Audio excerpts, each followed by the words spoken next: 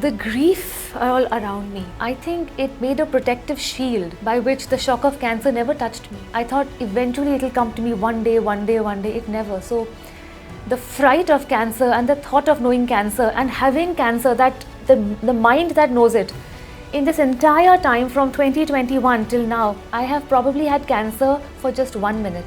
2 seconds here, 3 seconds here, 4 seconds there, that's it.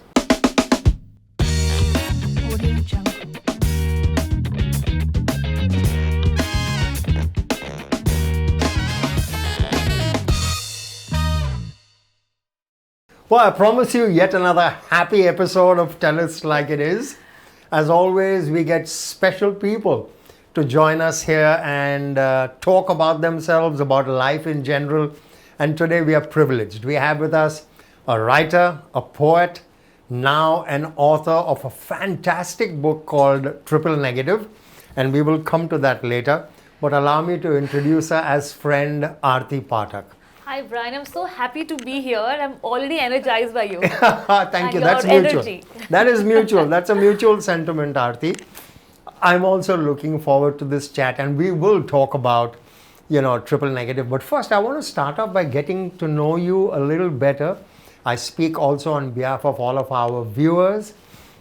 Tell us a little bit about your growing up years, about, growing up at home, about your schooling. What was the environment in which you grew up? So, my father was in the army, an infantry officer, and for many years he used to be on at battle, either Sri Lanka, China border, Pakistan border, and largely we were raised by my mother. And at that time I didn't realize. I realized much later that even though Papa was not in a very safe place, the environment at home was very joyous and happy.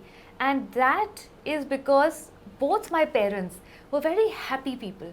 My father, whenever he came back from battle, he was always so positive, doing things around the house, setting things right, teaching me maths. Even if something bad happened, at one time we thought that his arm would have to be amputated. And anticlimatically, not because he was shot by a bullet, because of an insect bite. Wow. So, I mean, you're out there, but anything can happen. And I was asking him, Papa, how do you feel? Isn't it wrong? And he would say, no, worse things can happen. And so many good things have happened to me. So if I didn't complain to God that why are good things happening to me, why will I complain and say one bad thing is happening? Yeah. So he had that attitude. And I think somewhere when I was a little girl, I imbibed that from him. And then, of course, he would have to go back for duty. And Mama never said he was always away and I am doing this alone, and none of that ever happened. She was always very happy, and for us Diwali is a very big festival, so she would always make sure that we had either new clothes, or if I was eyeing one of her saris, that she made me a lehenga out of it.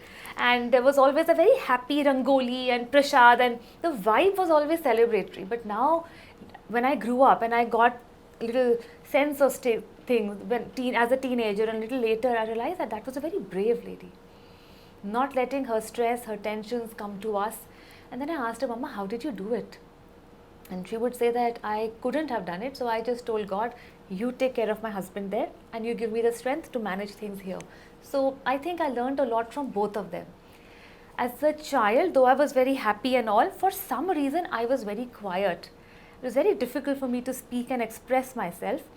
And suddenly one day I discovered the world of books, and my parents were very happy about it, and they said, Arti, you must continue to read. And I told them, but I don't like reading school books, I like to read Noddy. And they said, yeah, that's what reading is. And I just couldn't believe that something so fun like reading books is allowed, it's encouraged, but everybody wants me to do it, and I'm being celebrated for it. So this entire new magical world of Enid Blytons and Noddies, and of course then much later different kinds of books entered my life. And I found friends and acquaintances and parallel lives and stuff like that. And this was where? Oh, so this was all in, this was happening in New Delhi, because my father was in the field area and my mother had taken rented accommodation. So for many years we were in Delhi in civil hired accommodation, and I was in army public school. And in class, I shifted to that big school in class 3, and that school had this huge library, even in primary wing, just for children from class 1 to 5. And I would go there and think, my God, what is this magical land, and I can take any book? What is this world? Feels like an absolute privilege, isn't it? It is. Yeah, no, I know. I feel you. I can hear you. So school, tell us a little about school. You know, in your class, were you the forward person or you were the reticent person? What? Behind the reticent person. I was very shy. I couldn't speak. In fact, we had a reunion with my class friends. And the first time we met was, I think, 5 years ago. And I went there and I started chattering with everyone. And the boys in my class said, "Ye wo ladki nahi hai." Not the same Aarti. They said, "We never heard you speak," but that was mostly because I was shy, or sometimes when I tried to speak, I was shot down because there were stronger girls in school, or maybe a teacher didn't like me and told me, "Hato," whatever. And how would you describe yourself then? Back then? Okay, that little girl, quiet, dreamy, very dreamy. I was good at studies, but maybe because the teachers were very good, but my attention span wasn't that good. Even if I'm in class, I would think, now what if this happens, if it's raining, and then there's a fairy who comes, and something was always going on. But I had a good time in school, because also I could get to spend a lot of time in school. Then we had a new principal briefly. He started this writing competition every year, and for some reason I was electrocuted with joy with that, and the rest of my class was very sad. Why do we have to sit for writing now? That's how you got into writing? That's when I came to know that I'm good at it. And little I knew I'm getting little better at it, because my answers in English were suddenly being read out in class by ma'am. Or ma'am would say, "Why don't you try this approach? You can look at things from all these approaches," things like that. We had one story, and they used to ask tricky questions, and one question was, why should we not kill birds or shoot birds? And my answer was, because they are very cute. True that. I actually meant it. I was very young, and so I wrote that, and the teacher said, "This is a very nice approach." And then she said, "How can we shoot birds?" And I said, "We should never shoot birds." But I didn't realize then they meant camera, that other shooting. So they were playing with words, and they were trying to bring our emotions out. Were you writing a lot of stuff back then as well? Garbage writing, yes. Very bad poems and over the top English. If I learned 5 big words, I would put them all in 3 sentences. But luckily my teachers didn't mock me. My parents also encouraged me, and they said, "You know how to use this word." But of course later I learned and enhanced. But yes, I began to find that I am a very lazy person. I would be the girl who would find excuses to bunk PT period to sit at home and to sit in the class and read a storybook. I was one of those. Manipulative, huh? So, I say that in a nice way, of course. But mine was driven by lethargy, and also I was very unfair to myself. I used to feel that just because I'm an emotional, soft-spoken person, that I'm not good enough. Oh. I don't know how that came in. Coming from a home where you're loved, and a nice school where you are not that bullied, which everybody gets bullied, but sure. And I had decent friends. I don't know what got into me, and then when I got more understanding, I judged myself for being this way. I said, everything is fine, why are you like this? So double whammy. But it was a journey. I was meant to go through it for years as a child also. So I've told you the happy parts, but the wrong thing I did to myself was thinking that I am not strong enough. Mostly that I'm not strong enough, and that my opinion doesn't matter. Maybe sometime, somewhere, somebody must have shot my sentence down, but that doesn't mean that I have to take it for the rest of my life. Correct. So Correct. These two things, and the lesson came to me many times to come out of these two self-deprecating thoughts, to step out of it, and I didn't learn. Finally, I learned that lesson when all this happened. Now, I want to talk to you about what you called all this happened. Yeah. I mean, you've captured it so beautifully in the book. I've got to tell you, Aarti, when I read the book, a whole ton of things happened to me. One is, I was highly appreciative of you and how you handled everything, and we'll come to that. it also set me thinking about myself and my father and stuff that had happened in our lives. And I cannot tell you how many times in the book I had to put it down and actually spend time happily, thoughtfully reminiscing about my life, and it kind of set me thinking. It gave me strength in certain areas. It triggered certain thoughts that I had nursed but not done anything about, and the likes, right?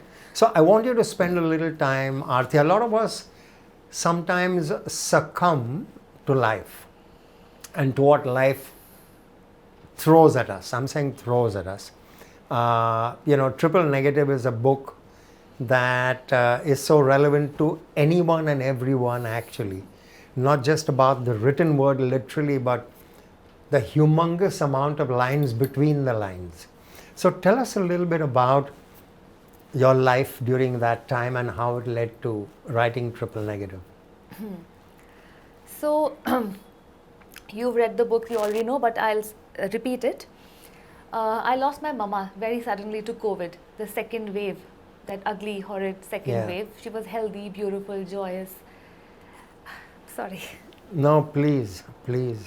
And a few hours later, I came to know I have breast cancer.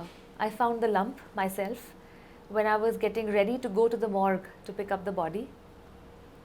And an intuition told me that it's cancer. And instead of panicking, my first thought was to think and ask God, really? Are you kidding me? This is the timing?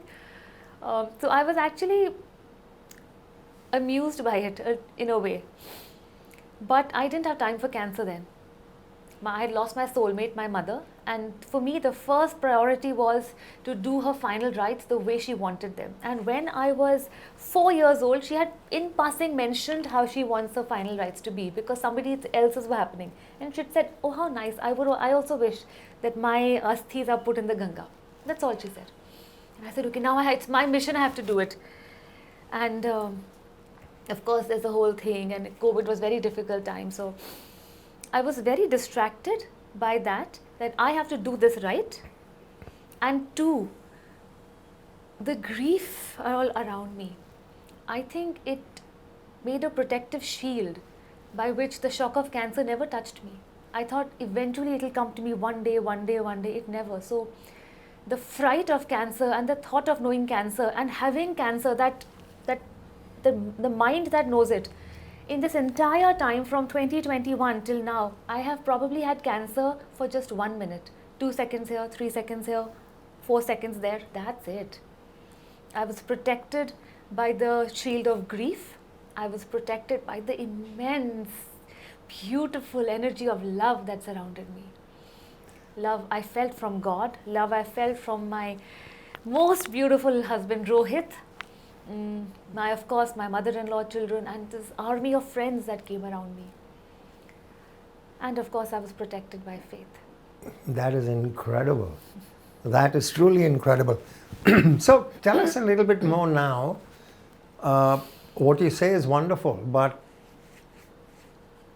how was dealing with it? I mean, you make it sound so easy. I'm sure, there were moments that kind of, got you really, really thinking about life. They did get me thinking about life, especially about life and death and this whole Maya that we take so seriously.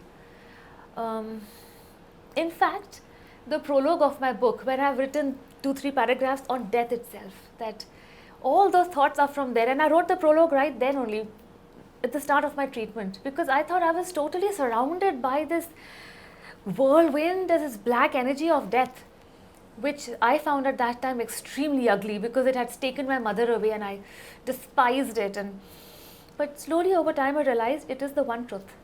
It is the one truth. Whoever is born will go one day. Yeah. And we must accept it. There is nobody who has been able to escape it.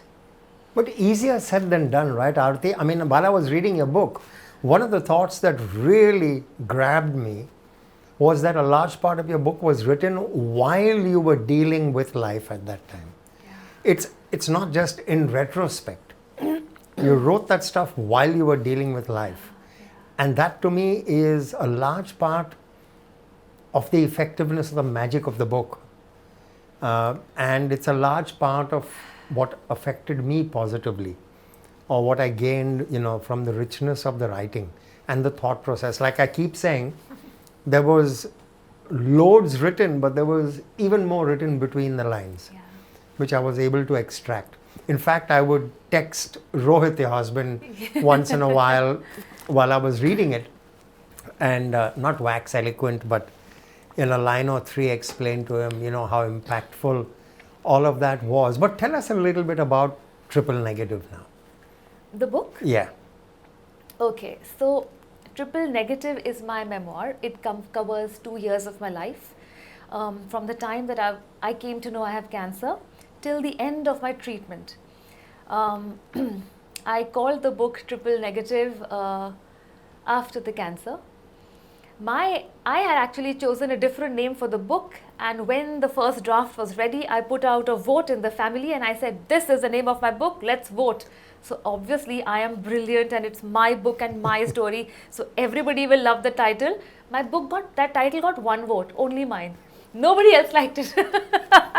Can we ask? Sure, but I'm thinking if nobody liked it, maybe the audience will boo me, but I will share it. The title, the working title on all my drafts was The Adventures of Battling Breast Cancer, something like that. And I'm from the media background, so for SEO reasons, I was thinking breast cancer naam dal do, because I'm a new writer, मुझे promotions करने में बहुत मेहनत लगेगी. Right. Let at least the SEO work for free for me.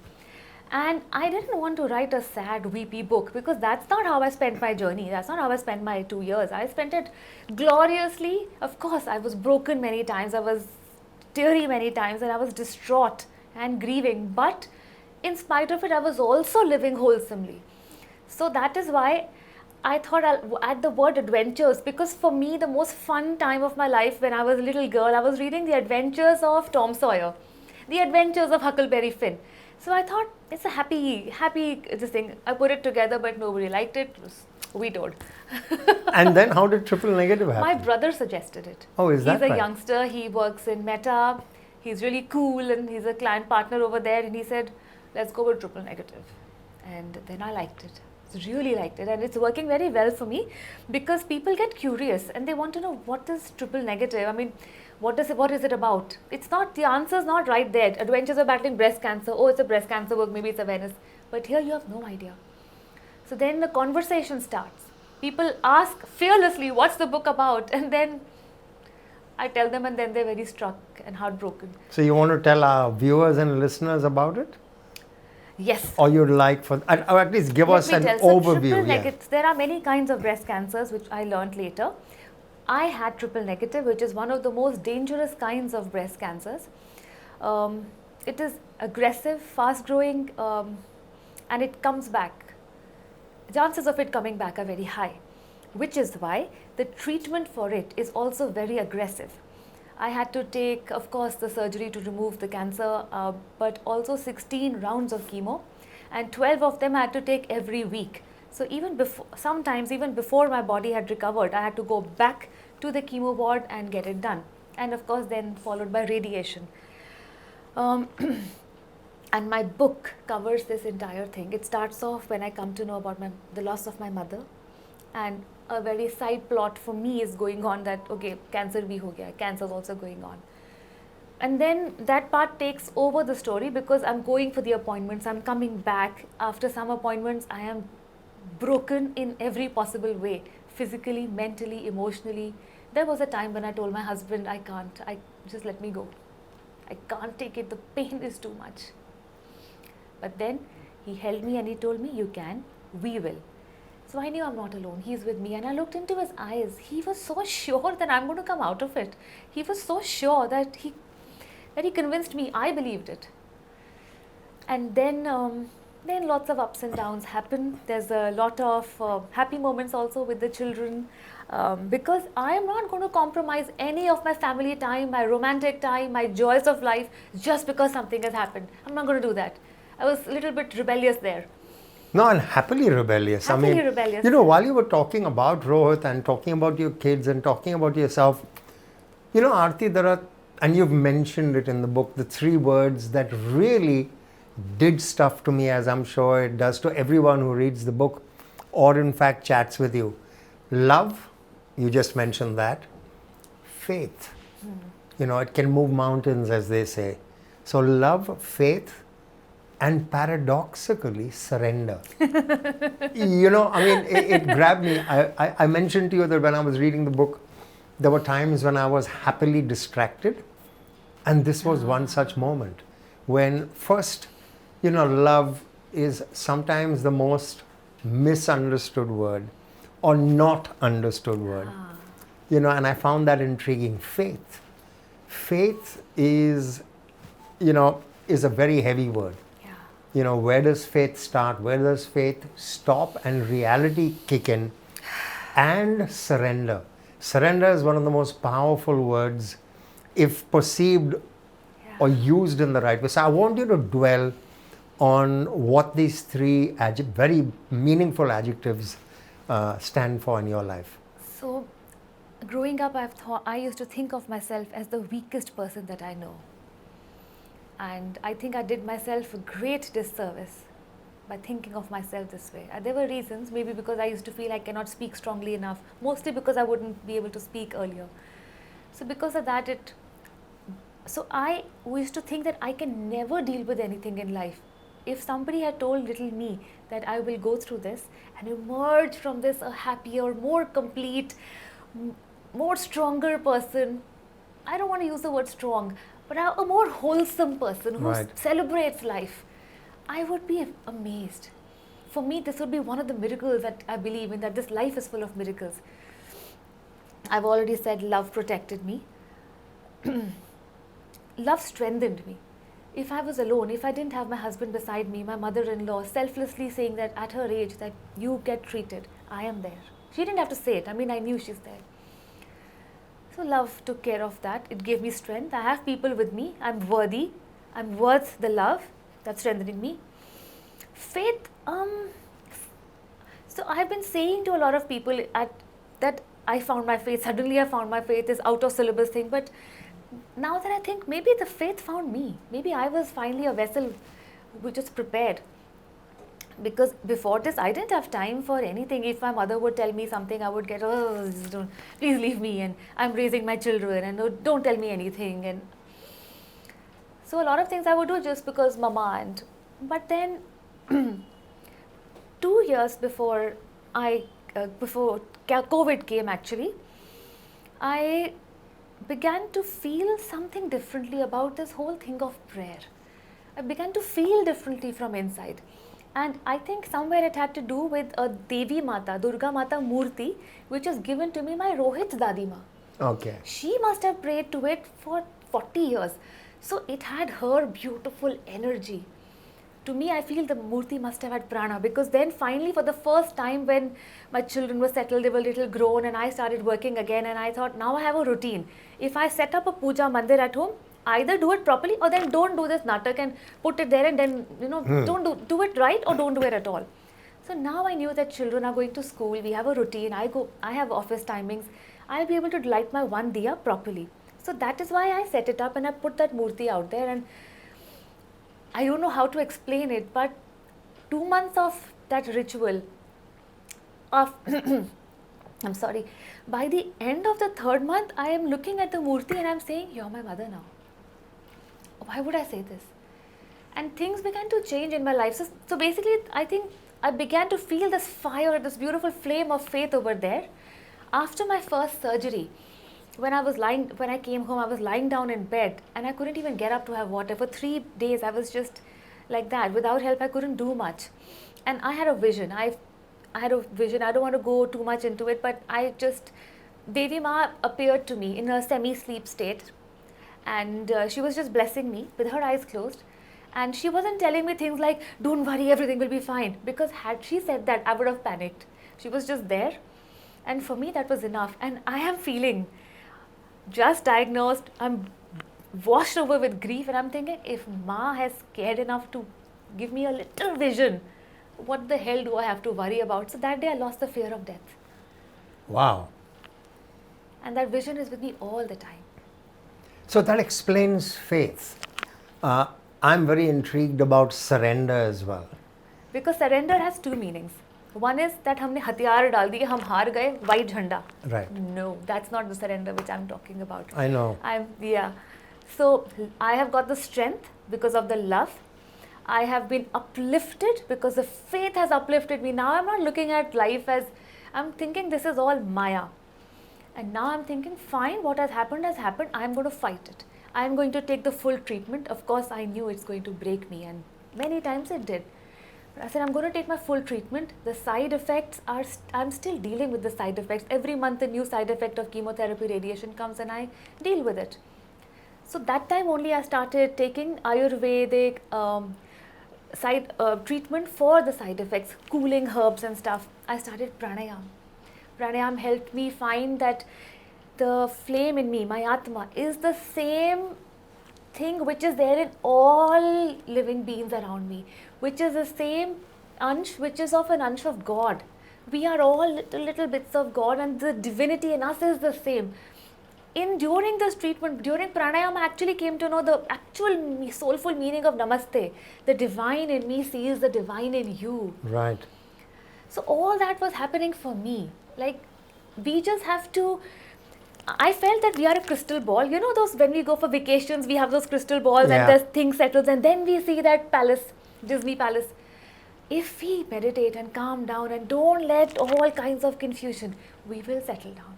Then we all will see the divine in us. That beautiful palace, that Disney palace, in our case, we will find the flame of God burning within us.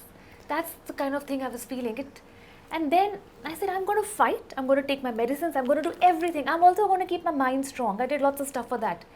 And after that, whatever is going to happen is not my business. I surrender the result of all my actions to God. Whatever God is doing, I surrender to that. That's really awesome. I mean, the fact that you rise above, you do what you can is what you're saying. I'm saying it in layman's terms. You do all you can and all you must do. Yes. Beyond that is beyond your control, and you surrender that to the Almighty. Yeah, that's really beautifully put. And it strengthens you, doesn't it? It's liberating. It's liberating. That's the word. It is liberating. I'm free from this huge responsibility of becoming something which maybe the world expects me or I expect myself to. No, I'll just do my karma. Whatever happens after that, God will do. Anything, anyway, I feel nothing happens without the ichha of God. Right. Wow, man. Wow, that's crazy. A couple of other things that jumped out at me, Aarti, in the book. And even while chatting with you, when we chatted a few weeks ago, when we met with you, I met with you and Rohit. And, we spoke about the syndrome, so to speak, of not being in control.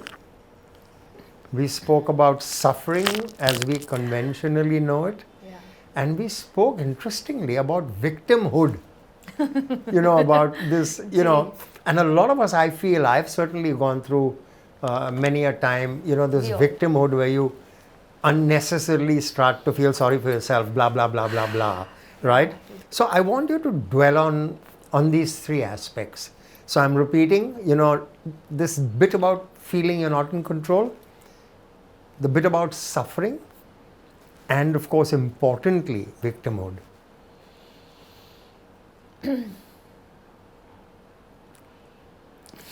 Sorry. No, please don't be sorry. Don't be sorry. This is, I didn't know where to start from. So, I know there's tons to talk about, Arti. I can feel you.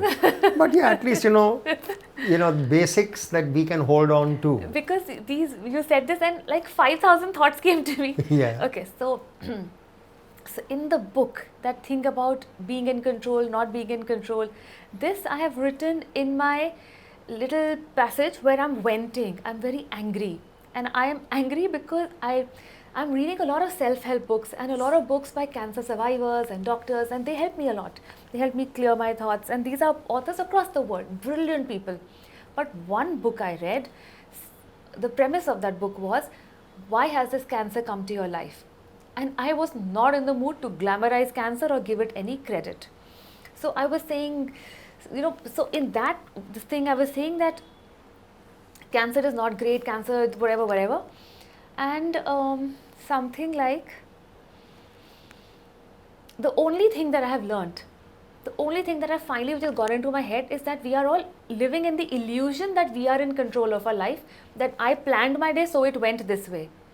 For me, at least to me, it feels that it is all an illusion that things are going as per. Actually, in real life, nothing is in our control.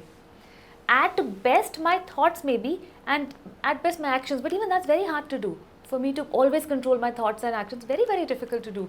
So, this comes from there. And for me to live in this realization that yes, I will do my best, but control, I don't think we have so much. Then the second thing suffering. So this was a beautiful, serendipitous, spiritual moment my husband and I had together. All this has happened, and actually I had held a 5-day Garud Puran part for after my mother's passing. I had come back to my home. She was in Delhi, I was in Baroda. So I had, come back in Delhi, Baroda. And for my own peace of mind, I'm getting this part done. So in the mornings, we go to the hospital for my checkup, speak to the doctors, get second opinions.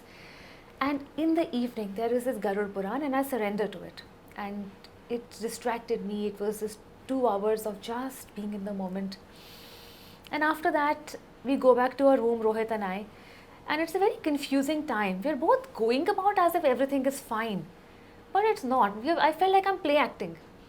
Because you can't cry and weep and scream all the time, and it's not going to get you. So I'm going to the doctor, I'm speaking, I'm asking questions. Then Panditji's come, I'm saying, is this fine? But I am inside, I'm trembling inside. There's confusion inside. There's commotion inside. But I'm behaving in a different way. So I'm thinking, what is going on? I didn't know how to behave. So from that space, I just went up and I don't want to be sad. So I go up to my room and my husband's already there. And slowly and steadily, I'm trying to grasp the little wisps of thought that are there, to put it into words so that I can say it before I lose it. And I say to my husband, Rohit, I know this has happened and it's very hurtful and we are in pain, but we don't have to. And then I broke down. And I'm wiping my tears, and Rohit completes my sentence for me. He puts his hand on my hand and he says, yes, we don't have to suffer it.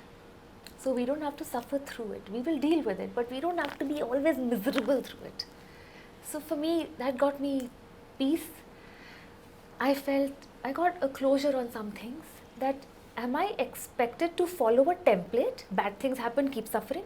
I don't want to do that. So I got freedom from that. And victimhood, so we've all done that. Sometimes many times. But at that time, serendipitously, just before all this happened, I had started reading the Valmiki Ramayan. Earlier, I used to feel every book which has the story of Sri Ram is Ramayan, but then later I came to know that the first Ramayan, which is called by the Hindus the Itihas, that is the Valmiki Ramayan, and it doesn't have hundreds of things which we believe in, and at least we believed in, and thought this happened. That's actually very practical. This happened, that happened. This is a military decision. This is a strategic decision, and it made a lot of sense to me, and it opened my eyes. Because I was angry about a lot of things, but then when I looked it up, they weren't even there. They were part of the creation of authors later and stuff like that. So I learned a lot of lessons from those readings of the Valmiki Ramayan, and I could go on about that. But the lesson which worked for me, and I think that's why the Valmiki Ramayan came into my life, to teach me this one very important lesson, is that Sri Ram and Devi Sita, they didn't do anybody any harm. They weren't going about disturbing anybody else's life and trying to snatch something from anybody. They were madly in love, and this young couple leading their life, following their dharma, even then bad things happened to them. I said, so if devatas who come to earth in their human form, they have to go through so much hardship, then who am I? Why will I be exempt from my share? Yeah. And part 2, when I read further, neither Devi Sita nor Sri Ram are crying and saying, this has happened to me, oh my God, why did this happen to me? We are such good people, it shouldn't happen to us. And what do we do? They didn't do that. They took every day on with calmness, equanimity. And I said, they are our role models. I felt that I've got the role models. So I said, I will also deal with my life like this. I don't want to be victim. So somewhere this reading just a few months before, it helped me. Okay, I want to ask you a question, and you've touched on some of them, Aarti. You know, if I might, what are the tools that helped you kind of, deal with the not suffer bit? Because this is very important. I hold on to it, and I'm sure everyone watching this chat would want to hear this and hold on to it as well. So I will start with a confession that I've been through that. I've learned all these lessons. But having said that, I am struggling every day to hold on to all those lessons. This is the hardest lesson, the most painful lesson that has come to me, that it's not that I've learned this lesson, I'm done and dusted. Yes. No, I have to practice it now every day for the rest of my life, and I am still a work in progress. Many days I fail. So it is not easy. But the tools which helped me, I will share them. Yeah. I'll start with the one biggest mistake which at least I used to make. I used to feel that I have to do everything myself. I have to prove that I'm strong because I'm coming from that space that I'm not strong. So I have to now prove it that I'm strong and I can do. And I had created these barriers around me that I will. And also, growing up, people who loved me and protected me used to also teach me to be a little stronger in the way of being a little harsh and aggressive. Now that was not my nature, but I grew up in Delhi and I had women friends and all aunts, and so and the feminist movement was starting up a little, so at that time to say something, maybe you had to be really aggressive to be heard. But while I get that, it wasn't me. So I was trying, I think I was a triangle trying to fit very hard in a square box. So all that is happening, but I'm trying to say, I don't want to fight with that person. That person is not bad or whatever. So a lot of confusion in the childhood, but I got to clear it now. Two things which worked for me. The big lesson for me was first to trust my intuition. My intuition was, Aarti, trust in the inherent goodness of people. Wow. I know the world is not perfect, but for me and once I trusted it, it worked for me. And I'll come to that. The other tool that worked for me was, I don't have to be strong all the time. We are humans. We're meant to live in a community. We're supposed to bond, be there for each other. We have sayings like a child is raised, it takes a village to raise a child. What has happened to us? Why are we trying to be that you have to be just you? No, we have to be us, we have to be our family, we have to be our building, we have to be our society, our country, the world. We have to be together. So all these thoughts came to me, and which is why I dropped the boundaries. And when people came to me with love, with suggestions, with help for me, I could tell with the tone of the voice, with the tone of the message that they really want to help me. So the ones who were restless and out of their mind to be able to how to help her, I allowed them in. They say if you exude good vibrations, the universe conspires to bring good vibrations, in multiple layers to you. Perhaps. Good attracts good.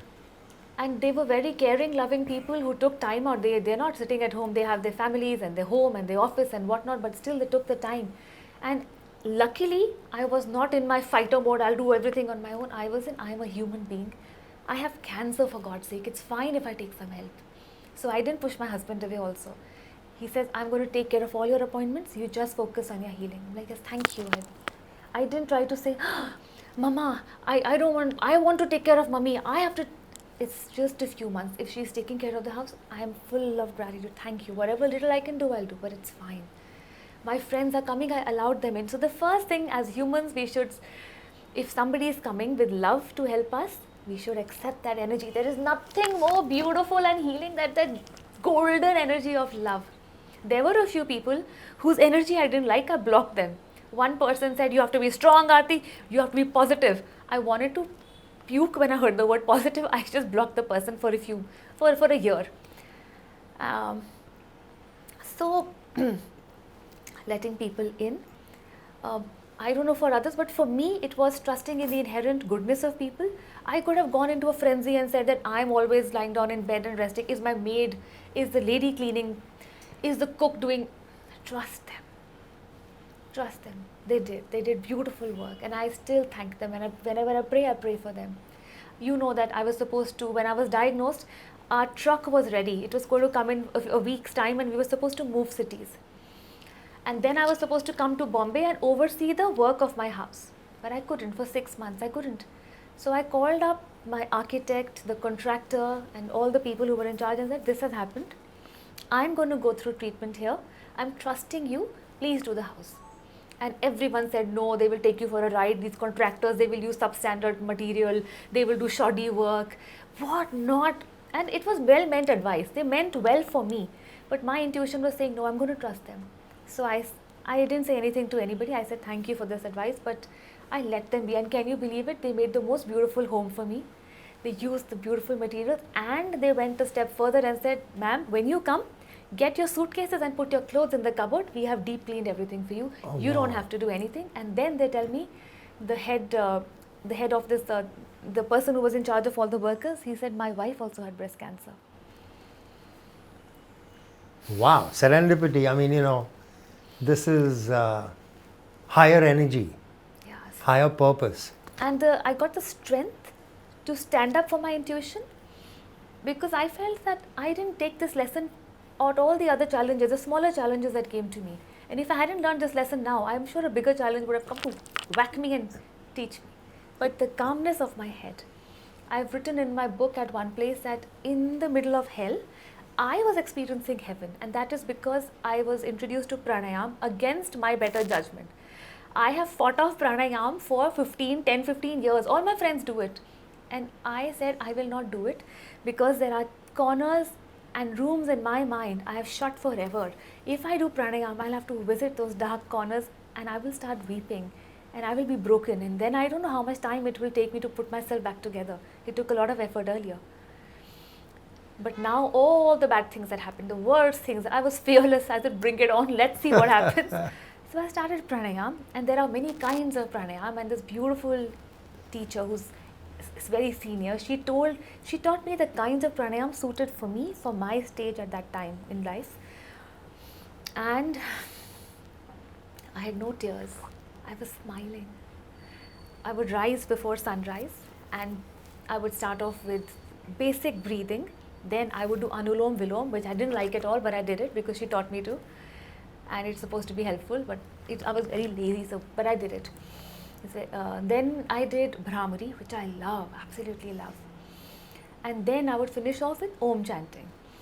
And and concentration is here, and that's the time the sun rays would, through the trees of the leaves, come and hit my face here and here. So when you meditate with your eyes closed, you can still see some patterns. Yeah. And when the sunlight hits, the patterns are a little different color. I would be joyous, and that is a time I felt the flame in me was the same as the flame in my husband's heart, in my neighbors, everybody, we all have the same flame. And that's, so doing that pranayam day after day, day after day, day after day, it calmed me down. And those moments I used to feel that in the midst of the worst part of my life, hell, I am experiencing heaven. Right. It's unfortunate in a sense that the brevity of our chat today doesn't allow for a deeper, longer discussion on, the journey through your travails and through this wonderful experience that you've kind of just thrown a little bit of light on. But it intrigues me, Aarti, after going through what you have, and all of us go through in some bits and pieces stuff in life that kind of makes us or sensitizes us to a whole lot of things. But changes in you happen. Who are you today? Who is Aarti today after all of this? Oh. So I still am the dreamer I used to be, but I'm a guilt-free dreamer. I also have a attention problem because I'm also here, but I'm also in this beautiful parallel worlds where different beautiful things are happening, and subplots and side quests are going on. I'm full of gratitude. My God, all of us here, if we can take this one deep breath, just do it with me. We have taken a breath and it didn't pain. We should be so thankful for this. There were days when I was in pain when I couldn't take a breath deeper than just my nostril. Because if I would do that, it would hurt so much. Every bone, the marrow, the skin, everything, you're aware of every part of your body, it would pain. But we are all here, we can take a breath painlessly. We should be so thankful. We have food to eat, clothes to wear. We are living in miracles, surrounded by miracles. So I'm in a very appreciative space full of gratitude, and I don't have doubt, there is God. Like as a child, I would say, what is this? Mama's praying, but she's going through so much sadness. So what is this God business? God can't be there. And if it's a God, doesn't love us and all. Arey Baba. It's the proverbial half full, right? Arey Baba, my fitness trainer, when they make me do weights and stuff, and I'm like, what are you doing? Going to make me weep. And they tell me, no pain, no gain. That is the same thing here. Unless I go through my pain, how will I rise? Right. So if I hadn't had this experience, I wouldn't have been so brazen, joyous, unapologetically myself. Now I'm not afraid. I will be my original self, the person I was meant to be. Now I'm not hiding from anything. So that's the person I am. I'm a dreamer. I am a creator. I will live my life wholesomely. All these lessons I forget on a daily basis, but I will wake up and practice it again.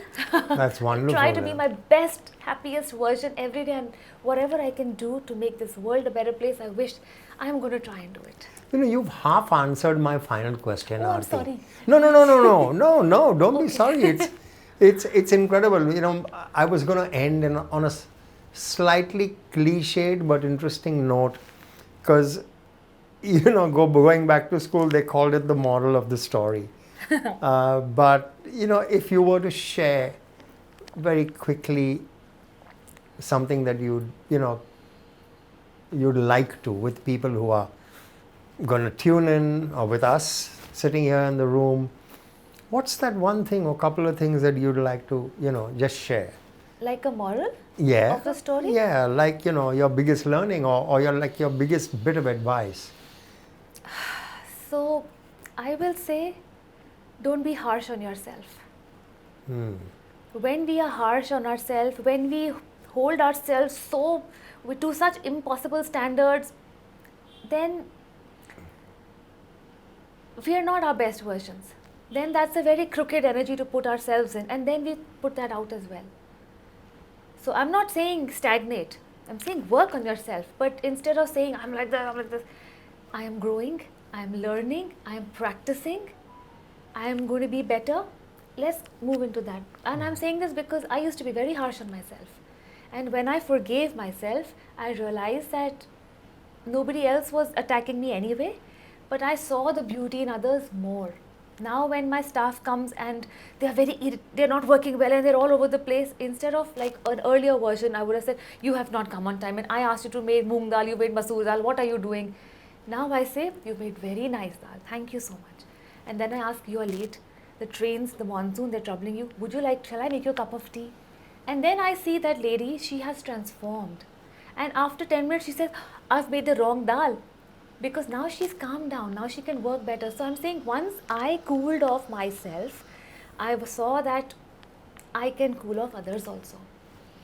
Thank you. That's wonderful. No, that truly is wonderful. Arti, like I said, we could have episode 2 and episode 3. And maybe it would be my joy to always speak to you. Yeah, no, thank you. That's a mutual sentiment. Like I said to you. And I want to thank you. I want to thank you, just 1, for the person you are. 2, for the fact that you so openly, you use the word brazenly, open your life out, open your heart out to us, to people, and with a very selfless attitude of giving, of sharing, of enriching people around you based on your learnings, on your life lessons. Thank you for who you are. Thank you most specifically for joining us today on Tellis Like It Is. Absolute pleasure.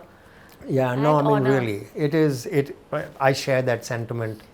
And I'm so sure that people tuning into with this chat or this podcast will have the same sentiment. But thank you once again, Aarti, and continue to shine that light around you. Much appreciated. Thank you. Thank you so much. Thank you for having me here.